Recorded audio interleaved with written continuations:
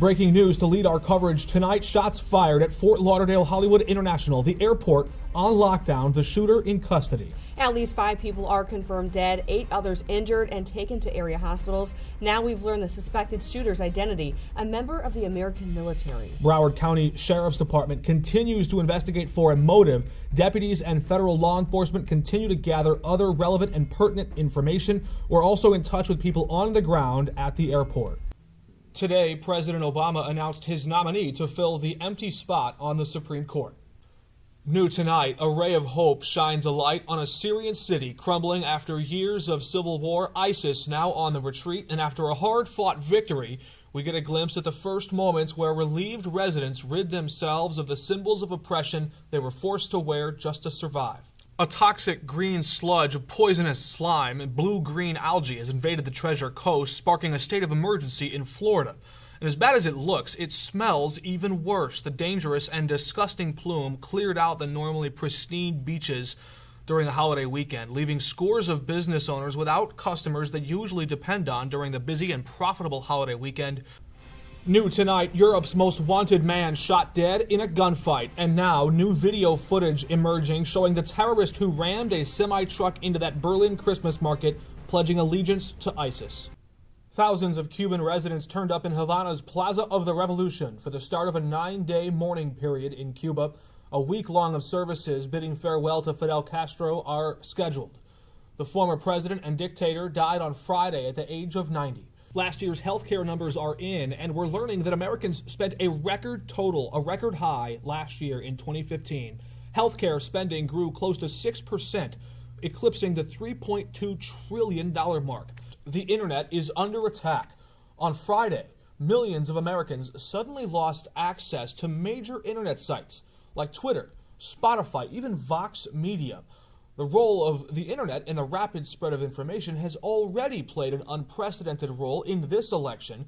Donald Trump often using Twitter to his advantage to cut through the noise and reach followers immediately.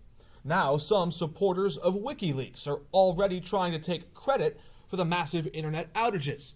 However, computer security experts, they remain skeptical. They're not actually convinced that supporters and followers of WikiLeaks are behind the attacks.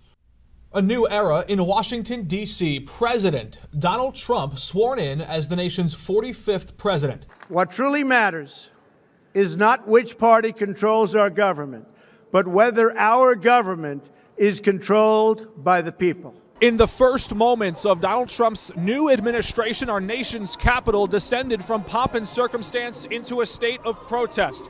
Police deploying pepper spray, using flashbangs to try and disperse the crowd. In Chicago, protesters also taking to the streets, not only here in Daley Plaza, but also at Trump Tower and around the city. You'll remember back to March, during the primary campaign, protesters were so loud, so raucous in the streets around the UIC Pavilion. The Trump campaign decided to pull the plug on that event. At the ballot box, Chicago forcefully voted against Donald Trump, 84% of the vote coming in against Trump for Hillary Clinton. So today, after Trump has been inaugurated, he's now the 45th president, replacing Chicago's own Barack Obama. We caught up with some of those voters here, some of those protesters, to ask them how they feel about their new president. He was the last surviving member of Israel's founding fathers. Former Israeli Prime Minister and President Shimon Peres died this morning after suffering a debilitating stroke 2 weeks ago. New tonight, Hurricane Matthew pummels the impoverished nation of Haiti. The eye of the storm striking at the heart of Port-au-Prince, the capital city. The hurricane could bear down in the direction of Florida in the days ahead. The second debate of this 2016 presidential campaign was supposed to be a conversation with the voters, a town hall format. Instead, some are calling it the town brawl, perhaps the most contentious, divided, and heated debate in American history. One candidate threatened to put the other behind bars. The worst fury of Hurricane Matthew spared much of South Florida, but now the intensity of the severe weather is picking up as the storm barrels north toward Orlando, Georgia, and the Carolinas. The damage is evident nearly everywhere you look. Hundreds of thousands are left in the dark. Now more than 1 million Floridians left without power, according to the different utility companies across the Sunshine State. More than 1 million Florida homeowners without power, that according to the Florida Public Service Commission. Heavy winds and rains continue to swirl around northern Florida and along the Atlantic coastlines. Russia is suddenly breaking off its commitment to a nuclear security deal with the United States. It's yet another sign of a tense and decaying relationship between Washington and Moscow. Donald Trump jets off to Mexico today for an impromptu meeting with the president of Mexico before he returned to the States, delivering what he's calling a major speech on immigration in Arizona. Thousands of anti-government protesters marched through the streets of Venezuela's capital city, Caracas, demanding a recall vote that might remove President Nicolas Maduro from power. Embattled Congresswoman Debbie Wasserman Schultz has won her first ever primary challenge in her political career, narrowly defeating law professor Tim Canova by less than 7,000 votes. Well, new findings from the Federal Reserve suggest that no group of American consumers despise debt more than millennials. Americans under the age of 35 have reached its lowest amount of credit card debt in nearly 30 years. A chaotic scene unfolding in Syria, this dramatic footage leaving us with an image that will define a generation. This young 5-year-old boy, bloodied, dazed, and helpless. His name is Omran Daknish. He was pulled from the rubble of a smoky building just moments after an airstrike in the rebel-held city of Aleppo. His apartment building and his home would completely collapse just moments after he was pulled to safety. We all saw the horror of war in that striking images of that little 5-year-old boy a few weeks back, Omran Daknish. Now, that was one type of bombing. We're being told from reports at the United Nations and Western coalition forces that these bombs being dropped now are even more intense. They're like bunker buster bombs, and the U.S. is now threatening to break off talks with Russia because of these types of incendiary devices. So what usually comes next, from your experience on the ground there, what usually comes next when two powerful sides stop talking? The bombs start falling. The road to the White House swings through the doctor's office. Both Donald Trump and Hillary Clinton respond to pressure to reveal more of their medical history. Oh, say, can you see by the dawn's early light? In Washington, D.C., the Gay Men's Chorus singing the national anthem at a vigil last night just outside the White House. Today, bodies were still being pulled from the Pulse nightclub, the gay nightclub in Orlando, Florida, where a man named Omar Mateen went on a shooting rampage early yesterday. The votes are in after a big day of primary voting. Donald Trump and Hillary Clinton continue on their march to the summer conventions, both of them clinching wins in Florida, among other states. Donald Trump won every county in Florida except for Miami-Dade, Marco Rubio's own backyard. New tonight, the British are leaving. The results from the Brexit vote just in late last night in what was the single most momentous day in British politics since World War II, the United Kingdom votes to divorce the European Union. The British are leaving. In a dramatic move, the United Kingdom votes to revolt and break up with the European Union. The final polls coming in late last night at 52 to 48%, setting off a wave of divisions throughout the UK, all of Europe, and here in the United States as well. After hearing the final results, Prime Minister David Cameron announcing he would step down. It may be Friday night, but it's all work and no play for presidential candidate Ted Cruz, who came here to host a dinner just outside Chicago. If Thursday night's closing statements at the debate were any indication, both Cruz and Donald Trump see this primary race as a two-man contest. And now strategy becomes key as they both shift to their different voter bases looking for support going into Tuesday's primary election.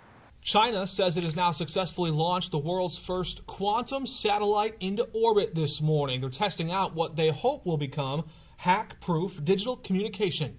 After more than 5 years of intense war in Syria, residents of a town in tatters are now celebrating their first moments of freedom. Kurdish Syrian rebels backed by American fighters seized this key Islamic State stronghold. It's located in northern Syria on Saturday. It took months of heavy fighting to purge ISIS from the town. Syrian Kurdish officials, along with an opposition activist group, said that hundreds of civilians held by the extremists were set free.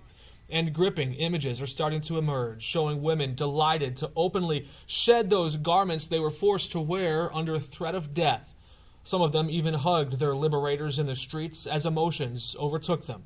Ford Motor Company says it plans to have a fleet of fully autonomous cars ready to go for ride-hailing or ride-sharing services by the year 2021. A rare sight over the skies in Iran as Russian warplanes take off headed for Syria. For the first time since World War II, Russian troops are now stationed in Iran as fighter jets take off and land inside the Islamic Republic. Well, as the legend goes, it's the all-American dessert that can survive a nuclear holocaust. Now Hostess says the Twinkie is getting a makeover. Now 4 years after Twinkie lovers got that scare that perhaps the snack food was on the verge of extinction, Hostess going bankrupt in 2012, now the company is repurposing its most iconic sales item, offering up, you guessed it, deep-fried Twinkies. The CDC is issuing its first ever domestic travel warning. The Centers for Disease Control and Prevention now warning Americans to avoid traveling to this neighborhood in North Miami. It's the Wynwood neighborhood where 14 people have contracted the Zika virus. Hours before the Democratic National Convention was set to kick off a nationally televised week-long coronation of Hillary Clinton, the watchdog website WikiLeaks upstaged the entire ceremony, publishing hacked emails from party insiders. A celebration of independence and democracy in Nice, France, a coastal town, quickly unraveled into a scene of pure horror as a radical Muslim jihadist turned a box truck into a 25-ton weapon of death and accelerated that vehicle into a crowded street full of humans running them down at will. Dallas is a city in mourning tonight, less than 24 hours after a peaceful protest suddenly erupted into a chaotic war zone. At least 5 police officers are dead, 7 others injured, and 2 other civilians caught in the crossfire. They are both expected to make a recovery. At this early stage in the investigation, we know at least one sniper, possibly more, exploited the peaceful protest, knowing full well it would attract a high volume of police, then waited for the march to pass just before opening fire from elevated positions. Police investigators say they were triangulated at high and elevated positions around the streets, taking direct aim at police. Attorney General Loretta Lynch has now agreed to defer and support the FBI prosecutors and their recommendations after the investigation into Hillary Clinton over her private email servers. Lynch felt compelled to issue a statement in an announcement today after Clinton's husband, of course, former President Bill Clinton, was spotted boarding Lynch's Department of Justice airplane on a tarmac at the Phoenix airport. The Supreme Court issues its biggest abortion ruling in a generation, striking down restrictions on abortions in Texas Tuesday night. On Capitol Hill, lawmakers pulled an all-nighter, Democrats staging a sit-in protest on the very floor of the House chamber demanding a vote on new gun controls. At long last, a ceasefire takes effect at midnight in Syria. But will it hold? The Russians are now inviting President-elect Donald Trump to get involved in the peace process, but not President Obama.